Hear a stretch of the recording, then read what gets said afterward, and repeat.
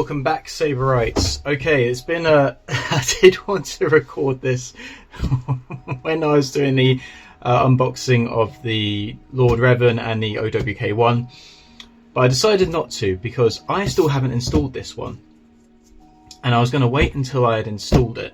However, since it's uninstalled and these have already been released, I think it's probably best I at least show you and walk you through a couple of things on this one, as well as gush at the very end of the video about why I particularly love this hilt. But I really did want to wait until I had installed it because I am waiting on an Elite chassis from Cal to install this one with, but it's not ready yet, not just yet anyway. So we'll go over it now. This will be a part 1. Part 2 will be me going through how to install the Elite in the more complicated areas, considering I've already installed about 75% of the install already. So it won't be a super long video, but I'll be going over the brass bits. Okay, let's have a look at this. I haven't even looked at this one yet. This is my own personal one. I haven't even looked at it. I was waiting until to get the chassis, but I'm also very excited to look at it. I have installed the previous 2 that Cal has shown off on Facebook and Instagram. Those ones with the Elites in, I installed those, and I knew immediately the OWK2 for me required an Elite chassis. This box right here by Christian Cruz, I think, you know, if we could, we'd give him a round of applause because this is perfect. This is one of my most favourite box designs he's ever done. Right next to the Cal Kestis box that he did for our Kestis run, this is up there. Cal came to me and said, what do we do for a box design on the OWK2? And I said, well, it was used on Camino, and that's quite a good looking plan. He's like, right, I'll talk to Christian about that. And what Christian has come up with is a beautiful box design for the OWK2. Thank you so much, Christian. This is top-notch box work if you've ever seen it before. Right, this is exciting. This is really exciting. You might be able to hear in my voice how excited I am about this one. Okay, so what you get in the box is simply an Allen key for your blade retention. I'll talk to you about your blade retention in a moment.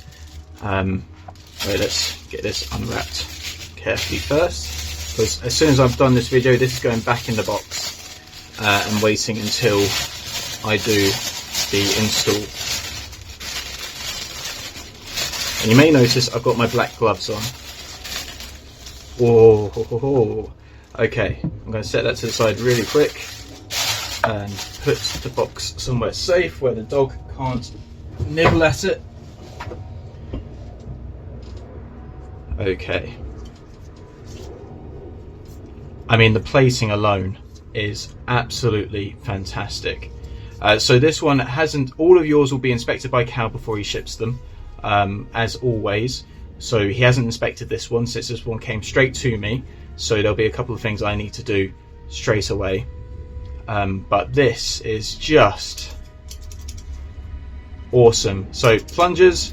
This is all. There's a lot of updates as to the OWK1 that are put into the OWK2. A lot of people have been asking, are the chassis compatible? They are not. There is difference in length, so you might be able to see here. If I line up very carefully the bottom of here of this shield to this shield, the top of this there is slightly higher, that's slightly taller.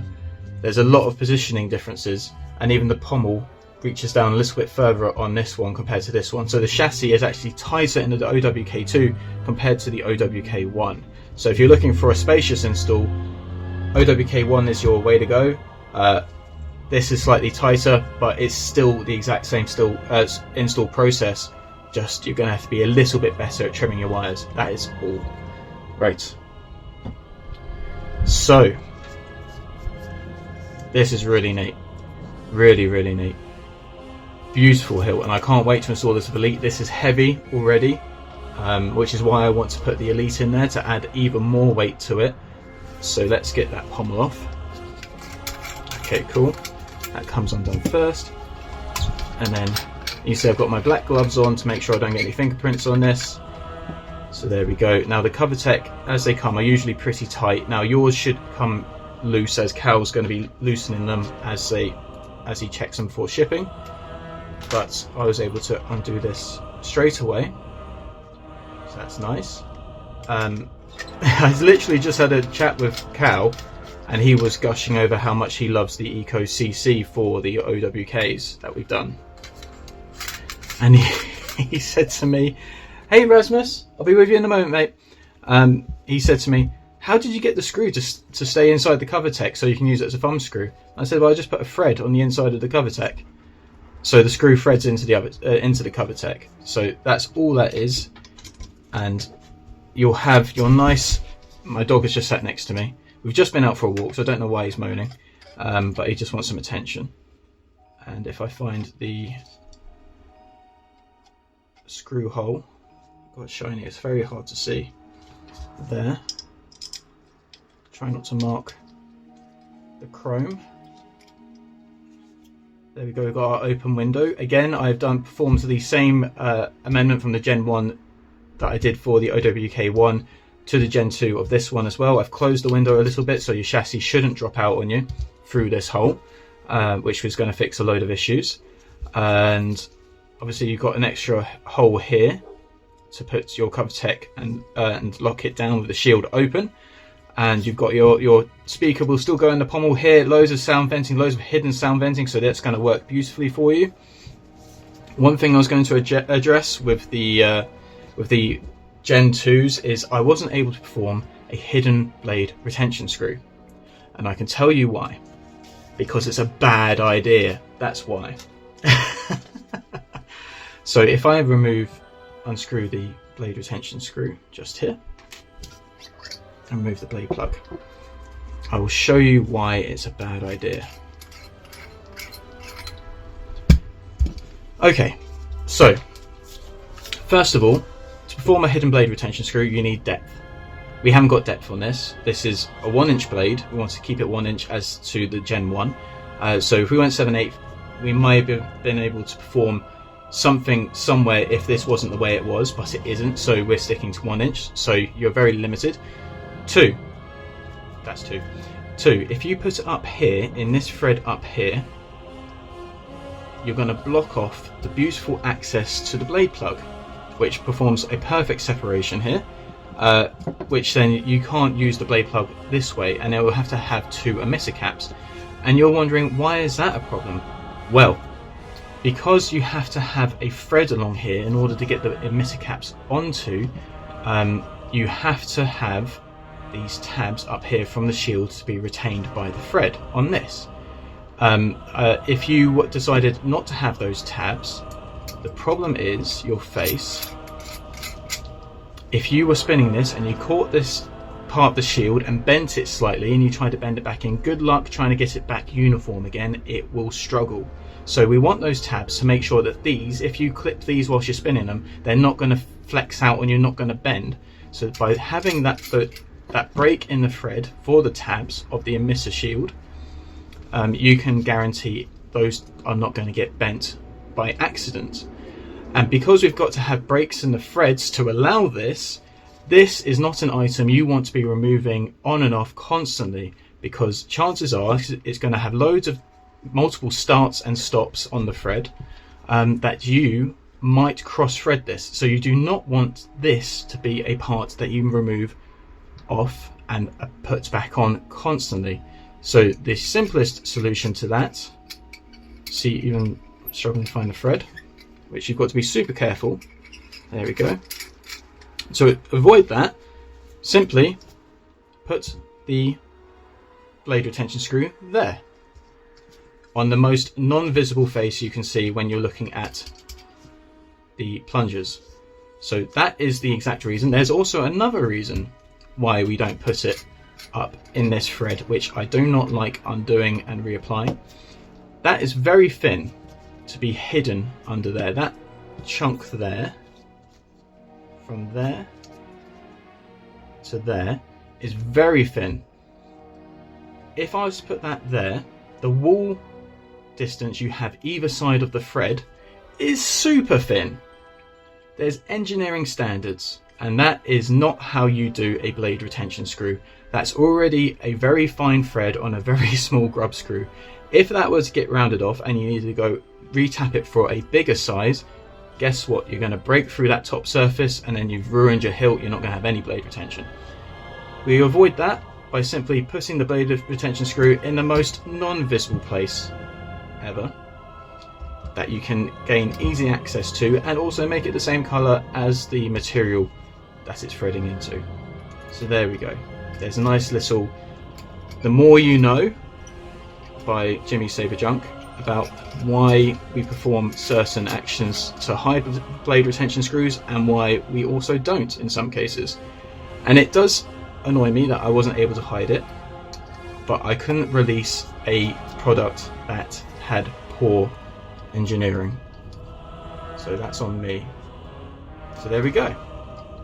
So this is the OWK2. Right, now it's time for me to gush as to why I absolutely adore this hilt. Well, from a certain point of view.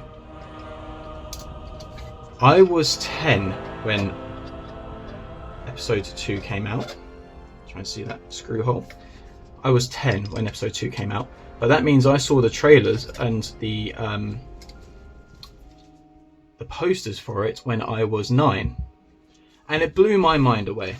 I loved episode 1 when I was a kid. I saw that when I was 6 or 7 years old, and I loved episode 1 to bits. When I first saw the very first poster for episode 2, my mind was blown. There was going to be a second one. It didn't even occur to me at the time. That's how dumb I was as a kid, that there was going to be a second one. And I remember leaving the cinema having seen a movie of some kind at one of my local cinemas and seeing the poster for Star Wars episode 2, and it's Anakin facing one way, Padme facing the other, and Anakin's got a reddish orange lightsaber glow in the background, and it's the posters talking about love. And that blew my mind away as a kid, and I was so excited for episode 2. And a little secret, and I know what you can say, episode 2 is possibly one of the worst Star Wars movies. I couldn't care. I love episode 2 to bits. It was world building, it's nostalgia for me, it takes me back to my childhood right away. I actually saw it for my 10th birthday party as a kid. I held off my birthday party until May when it was released, and we saw it then as soon as it came out. And it was amazing. The different worlds, the different characters, the expansion of the universe from episode 1 to episode 2, groundbreaking for me as a kid. So much so, the poster that originally blew my mind, I loved that poster so much, I actually tracked down a person that worked at that cinema when I was that age who had that poster, one of the cinema posters, so it's mirrored back to front, and they had it, and I bought it off of them. It's downstairs on my stairwell.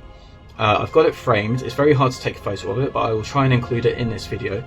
And it's faded on one side where it was illuminated from the back, but it's perfect on the other side. So I've even got possibly that exact same poster I looked at as a kid downstairs in my stairwell. So that's how much I love episode 2. And of course, when you've seen episode 1 as a kid, you love Obi-Wan Kenobi. As a kid, you want to be Obi-Wan Kenobi. You're the apprentice who's going to take on Darth Maul and kill him.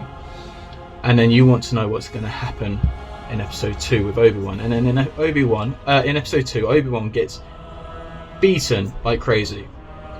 Like, I love episode 2 to bits. Obi-Wan becomes more sassy, and he's action man. He's flying to different planets. He's fighting Jango Fett. He almost gets assassinated by Zam. He almost gets killed by an Acklay. He takes on loads of droids with all the other Jedi. Then he takes on Count Dooku at the very end. He survives a space battle. Amazing film for Obi-Wan Kenobi fans. And this hilt is his hilt from episode 2, and it is perfect. This is a perfect replica in my books. I just, especially for an FX install, like, you've got loads of sound venting at the bottom. You're going to have easy access to the chassis inside, to the battery area, easy to use buttons and plungers. Lorenzo, thank you so much for your message that you sent to Cal. I'm glad your dad got the OWK2, that he got on the OWK2, and that he loves it to bits. Guys, we love it when we get emails saying how much you love something. It makes our day, and how much you appreciate it. We appreciate it a load when you send those kind of things. All the support we receive is phenomenal. Thank you so much for watching me do this video, and thank you very much for indulging me just going into depth as to why I love episode 2, why I love this hill, why I love Obi-Wan Kenobi. There will be a part 2 where I go over the final installation process of the chassis once my brass parts for the Elite turn up, and then I will show you the little tips and tricks that I have for getting that installed. But there we go, guys. Right. There we go. I'll catch you in part 2. Bye.